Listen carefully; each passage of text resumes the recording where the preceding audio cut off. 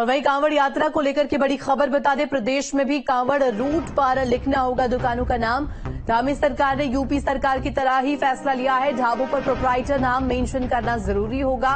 Hotel restaurant के बाहर भी लिखना होगा मालिक का नाम। हरिद्वार पुलिस ने सभी दुकानदारों के लिए आदेश जारी किया है। 22 जुलाई से शुरू हो रही है कांवड़ यात्रा। तो प्रदेश में कांवड़ यात्रा को लेकर के देखिए जानकारी मिल रही है। यूपी की तर्ज पर अब यहां पर उत्तराखंड में भी इस तरीके का फैसला लिया गया है। कांवड़ रूट पर इस आदेश का पालन दुकानदारों को करना होगा। जहां पर जो संचालक है, चाहे वो रेस्टोरेंट हो, ढाबा हो या फल या सब्जी विक्रेता हो, सभी को नाम और प्रोप्राइटर की जानकारी मेंशन करनी होगी। 22 जुलाई से कांवड़ यात्रा शुरू हो रही है, लिहाजा शासन प्रशासन ने हालात पर नजर बनाए हैं। यूपी की तर्ज पर उत्तराखंड में भी एक आदेश जारी हुआ है, जिसके तहत अब कांवड़ रूट में पड़ने वाली दुकानों पर प्रोप्राइटर का नाम मेंशन करना जरूरी होगा। 3 तस्वीरें आपको दिखा रहे, लिहाजा बिना नेम प्लेट की दुकान नहीं लगाने की दी जाएगी। इसके अलावा जिसका सीधा असर यहां पर देखने को भी मिला है।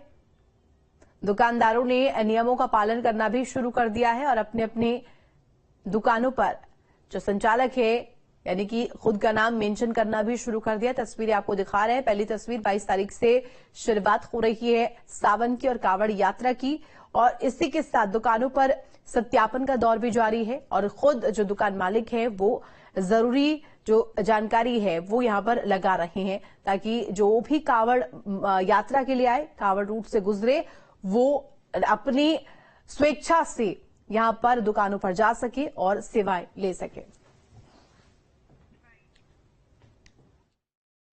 निर्णय हमने 12 तारीख को ही कर लिया था।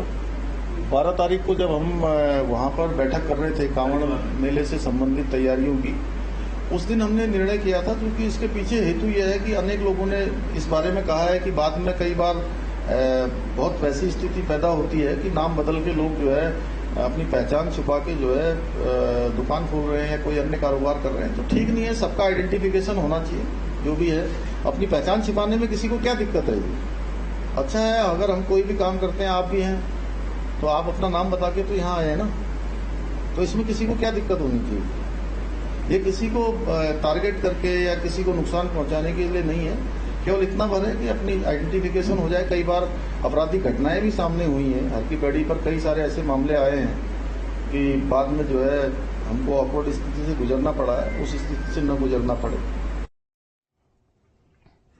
यूपी की तर्ज पर उत्तराखंड में भी एक आदेश जारी हुआ, जिसके तहत अब कांवड़ रूट में पड़ने वाली दुकानों पर प्रोप्राइटर का नाम मेंशन करना जरूरी होगा, लिहाजा बिना नेम प्लेट की दुकान नहीं लगाने दी जाएंगी। आइए सुनते हैं इस आदेश पर होटल मालिकों का क्या कुछ कहना है। वो अपना नाम लिखता है तो उससे कारोबार पर असर पड़ेगा, खत्म हो जाएगा बिल्कुल। उसके यहाँ कोई नहीं जाएगा, बड़ा माउंटेन के यहाँ कहाँ जाएगा खाना खाने? तो ये सही है या गलत नाम लिखना?